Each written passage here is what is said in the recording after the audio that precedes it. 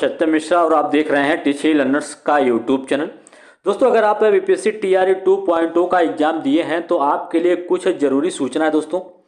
Exams को लेके, counselling को लेके और उसके अलावा रिजल्ट को लेके कुछ बच्चे जो हैं दोस्तों इस रिजल्ट से बाहर भी होंगे, उनके लिए भी कुछ अपडेट है। तो चलिए दोस्तों, शुरू से अंत तक पूरा वीडियो देखिएगा, पूरी जानकारी आपको सटीक यहाँ पे मिलने वाली है। चलिए आपको बता दें कि बीपीएससी की तरफ से जो नोटिस जारी हुआ है, यहाँ पे आप देख पा रहे होंगे कि यहाँ पे नोटिस है ना, important notice for school teacher headmaster written competitive examination. ठीक है, चलिए इस पर हम सबसे पहले क्लिक कर लेते हैं और यहाँ पे दोस्तों डाउनलोड करेंगे इस चीज़ को। और यहाँ पे आपके सामने जो अपडेट बीपीएससी की तरफ से आया है दोस्तों, यहाँ पे आपके सामने आ चुका है। अब इसमें क्या क्या चीज़ें दोस्तों खास हैं उसके बारे में सबसे पहले जान लेते हैं। चलिए यहाँ पे पूरा अपडेट आपको देता हूँ। ठीक, सबसे पहले आप देखिए कि बिहार लोक सेवा आयोग के द्वारा एक नोटिस है जो कि प्रकाशित किया गया दोस्तों। इसमें बताया गया है कि विज्ञापन संख्या 27/2023 विद्यालय अध्यापक नियुक्ति प्रतियोगी परीक्षा का परीक्षा फल इस शर्त के साथ प्रकाशित है कि प्रकाशन के पश्चात प्रशासकीय विभाग के द्वारा नियुक्ति हेतु काउंसलिंग के समय ऑनलाइन आवेदन करते समय समर्पित वांछित शैक्षणिक या प्रशैक्षणिक अर्हता संबंधित प्रमाण पत्रों की जांच उसके मूल प्रति से की जाएगी। ठीक है, मूल प्रति से की जानी है। तो यहाँ पे दोस्तों आपको करना क्या है, जो आप ऑनलाइन आवेदन करते समय जो भी आपके द्वारा डॉक्यूमेंट उस समय लगाया गया था वही सेम टू सेम डॉक्यूमेंट यहाँ पे चाहिए। ठीक है, संबंधित प्रमाण पत्रों की जांच उसके मूल प्रति से की जाएगी, जिससे असफल होने पर उसकी पात्रता एवं परीक्षा फल दोनों ही स्वतः रद्द समझा जाएगा। अगर दोस्तों किसी प्रकार के किसी प्रमाण पत्र में कोई भी गलती पाई जाती है तो उसकी जो पात्रता है वो और परीक्षा फल दोनों ही स्वतः रद्द समझा जाएगा।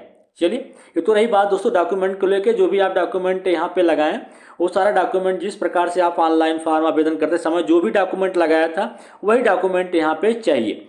चलिए अब आगे क्या है, इसलिए आवश्यक है कि अभ्यर्थी द्वारा ऑनलाइन फॉर्म भरते समय अपलोड किए गए कागजात या दस्तावेज को डाउनलोड करके सत्यापन के समय सक्षम प्राधिकारी या प्रशासनिक विभाग के समक्ष उपस्थित करें। मतलब कहने का मतलब कि जो ऑनलाइन आवेदन करते समय आपके द्वारा डॉक्यूमेंट या दस्तावेज या कागजात जो भी जमा किया गया था वही आप सत्यापन के समय जो है प्राधिकार या प्रशासनिक विभाग के समक्ष उपस्थित करें। सेम टू सेम डॉक्यूमेंट, उसमें किसी प्रकार का कोई परिवर्तन नहीं करना है। अगर आप परिवर्तन करते हैं तो आपका पात्रता एवं परीक्षा फल जो है स्वतः ही रद्द माना जाएगा। अभ्यर्थियों द्वारा अपलोड किए गए सभी दस्तावेज पर डाउनलोड करने पर उसमें स्वतः रजिस्ट्रेशन सहित नया वाटरमार्क अंकित रहेगा जो पूर्व के वाटरमार्क से भिन्न होगा। इधर देखिए दोस्तों, यहाँ पे एक वाटरमार्क बन के आएगा। जो भी डॉक्यूमेंट आपका रहेगा या दस्तावेज रहेगा उस पर एक प्रकार के वाटरमार्क आएगा जो कि पूर्व के वाटरमार्क से एकदम अलग रहने वाला है। चलिए अब आगे क्या है। अब दोस्तों यहाँ पे आप देख पा रहे होंगे कि उक्त परीक्षा से संबंधित सशर्त रूप से सफल अभ्यर्थियों को सूचित किया जाता है कि ऑनलाइन आवेदन करते समय आयोग के पोर्टल पर अपलोड किए गए अपने सभी प्रमाण पत्रों को डाउनलोड कर जिस पर आयोग का वाटरमार्क हो प्रशासनिक विभाग के द्वारा आयोजित काउंसलिंग में प्रस्तुत करेंगे। जो भी आपका डॉक्यूमेंट दोस्तों आपने अपलोड किया था उसी को आपको डाउनलोड करना है और जो जिसपे आयोग का वाटरमार्क रहेगा। ठीक है, आयोग के वाटरमार्क के बिना कोई प्रमाण पत्र जो है वो मान्य नहीं होगा और उसको स्वीकार भी नहीं किया जाएगा। कोई नया प्रमाण पत्र अपलोड कर पुनः डाउनलोड कर जमा करने की व्यवस्था मात्र संबंधित प्रशासनिक विभाग के अनुशंसा पर ही अभ्यर्थियों को दी जाएगी, अन्यथा नहीं। ठीक है, चलिए आगे।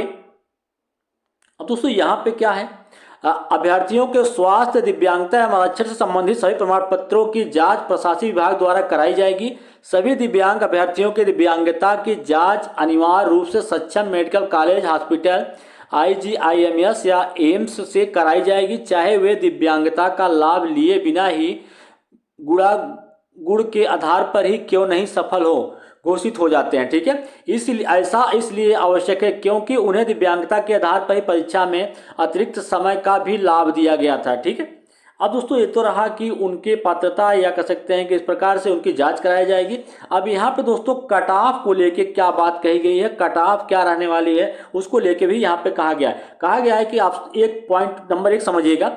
कहा गया है क्रमिक एवं प्रशासनिक सुधार विभाग के संकल्प ज्ञापन संख्या 2374 दिनांक 16/7/2007 एवं पंत्रांक 6706 दिनांक 1/10/2008 के अनुसार लिखित परीक्षा में शामिल सामान्य वर्ग के उम्मीदवार, जो सामान्य वर्ग के उम्मीदवार हैं दोस्तों, उनको 40% लाना अनिवार्य है और पिछड़ा वर्ग के जो हैं दोस्तों उनको 36.5% एवं अत्यंत पिछड़ा वर्ग के उम्मीदवारों को 34% और अनुसूचित जाति एवं अनुसूचित जनजाति महिलाओं तथा दिव्यांग उम्मीदवारों को 32% न्यूनतम अर्हता प्राप्त करना अनिवार्य। अगर इतना परसेंट वो नहीं लाते हैं एग्जाम में तो दोस्तों उनको फेल ही माना जाएगा। ठीक है, चलिए अब यहाँ पे बताया गया कि सामान्य के लिए 40% चाहिए कट ऑफ क्या दोस्तों, इतना पासिंग मार्क चाहिए, इतना नहीं आता है तो फिर आप फेल हैं। और पिछड़ा वर्ग के लिए 36 या कह सकते हैं कि 36.5%, अत्यंत पिछड़ा वर्ग के उम्मीदवारों के लिए 34% एवं अनुसूचित जनजाति महिला तथा दिव्यांग उम्मीदवारों के लिए 32% न्यूनतम अर्हता अनिवार्य है। अब आगे क्या कहा गया है, कहा गया स्पष्ट है कि वैसे अभ्यर्थी जिनका प्राप्तांक जो है इस निर्धारित न्यूनतम अर्हता, यहाँ पे दोस्तों न्यूनतम अर्हता ऊपर दिया गया है, अगर इससे कम है तो उन्हें मेधा सूची में शामिल ही नहीं किया जा सकता है और फिर उन्हें परीक्षा फल में सफल घोषित करने का प्रश्न ही नहीं उठता। अगर इससे कम नंबर हैं तो उनका कोई मेधा सूची नहीं तैयार की जाएगी या उनको शामिल नहीं किया जाएगा, न उनका किसी प्रकार का रिजल्ट ही घोषित किया जाएगा। ठीक है, तो इसको लेके बाद में विवाद नहीं होना चाहिए, क्योंकि दोस्तों सारी चीज़ें बीपीएससी की तरफ से यहाँ पे क्लियर किया गया। ध्यान तत्व की आरक्षण नियमानुसार मेधा क्रम में सर्वप्रथम आरक्षित कोट की रिक्ति भरी जाती है। अतः यदि अनारक्षित कोट की रिक्ति अधिक हो और आरक्षित कोट के योग्य अभ्यर्थियों की संख्या कम हो तो संभव है कि सभी आरक्षित कोट के योग्य अभ्यर्थी अनारक्षित कोट के रिक्त के विरुद्ध सफल हो जाएंगे। ऐसी स्थिति में आरक्षित कोट की रिक्तियां खाली रह जाएंगी और इस कारण उसे कट ऑफ नहीं हो सकता। वहां पे क्या लिखा जाएगा दोस्तों, NA लिखा जाएगा, नॉट एप्लीकेबल। ठीक है, चलिए आगे क्या है, साथ ही आरक्षित कोट की अंतिम रिक्ति यदि आरक्षित कोट के अभ्यर्थी सफल घोषित होते हैं तो उनका प्राप्तांक कट ऑफ हो जाएगा और यह प्राप्तांक उस आरक्षित कोट का न्यूनतम अर्हतांक भी हो सकता है जो स्पष्ट अनारक्षित कोट के न्यूनतम अर्हता से कम है। तब ये दोस्तों यहाँ पे अब हो गई बात आपकी कि जो अनारक्षित कोट के अगर व्यक्ति हैं, अगर उनका चयन हो जाता है तो वहाँ पे जो सीटें वो खाली रह जाती हैं, तो वहाँ पे किसी प्रकार का कोई कट ऑफ जो है वो निर्धारित नहीं किया जाएगा।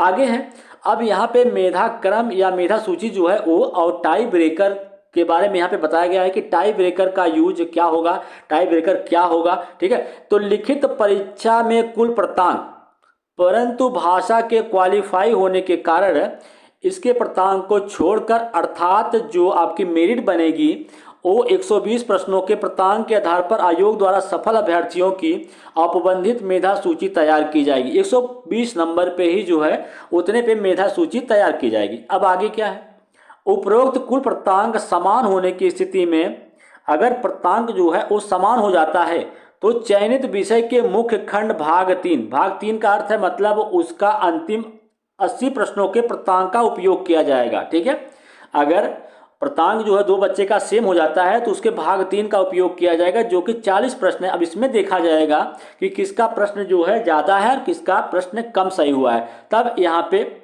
उसका सिलेक्शन किया जाएगा। आगे है, परंतु कक्षा 1 से 5 के अध्यापक हेतु लिखित परीक्षा में भाग 3 नहीं होने रहने के कारण इसके लिए कोई टाई ब्रेकर 1 नहीं होगा। दोस्तों यहाँ पे कहा गया है कि 1 to 5 के अध्यापक में लिखित परीक्षा में भाग 3 न होने के कारण 120 प्रश्नों में ही इसका जो है वो मेरिट तैयार की जाएगी। इसमें किसी प्रकार का कोई टाई ब्रेकर नहीं होगा। चलिए आगे क्या है, टाई ब्रेकर 1 के बाद भी समान अंक होने की स्थिति में द्वितीय टाई ब्रेकर 3 में भाषा भाग के प्राप्तांकों का उपयोग कक्षा 1 से 5 अध्यापक हेतु किया जाए। दोस्तों कक्षा 1 से 5 में अगर टाई ब्रेकर हो जाता है दो बच्चों में तो उसमें तब भाषा के जो नंबर हैं उसका उपयोग यहाँ पे किया जाएगा। ठीक है, आगे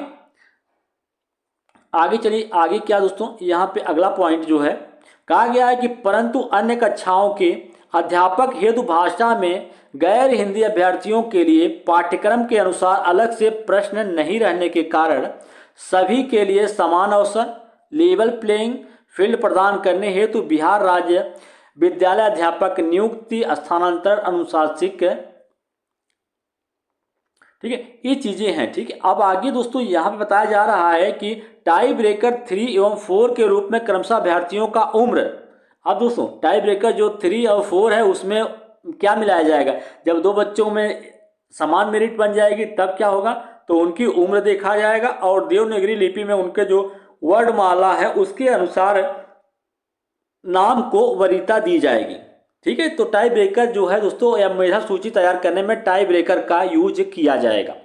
चलिए अब आगे दोस्तों, कुछ विद्यार्थी जो है परीक्षा देने के बाद भी अब नया अपडेट जब आता है, जब सुप्रीम कोर्ट का फैसला आ जाता है, तो काफ़ी विद्यार्थी ऐसे हैं जो कि अब इस भर्ती से पूरी तरीके से बाहर हो चुके हैं। चलिए उनके बारे में बताते हैं आपको। यहाँ पे कहा गया है कि अन्य महत्वपूर्ण प्रावधान एवं शर्त क्या है, माननीय सर्वोच्च न्यायालय के सिविल अपील फला arising out of SLPC NOS number यहाँ पे दिया गया है ऑफ 2022 एवं SLPC नंबर इतना दिनांक 28/11/2023 को पारित न्यायाधीश national institute of open schooling, कहने का मतलब NIS के द्वारा खुला एवं दूरस्थ शिक्षा के माध्यम से प्राथमिक शिक्षक से 18 महीने का डिप्लोमा की मान्यता जो है समाप्त की गई है। दोस्तों आपको पता है कि जो 18 मंथ का DLS कोर्स है वो पूरी तरीके से सुप्रीम कोर्ट के द्वारा उसको समाप्त कर दिया गया है। उसके बाद BPSC ने एक फैसला लिया था कि जो बच्चे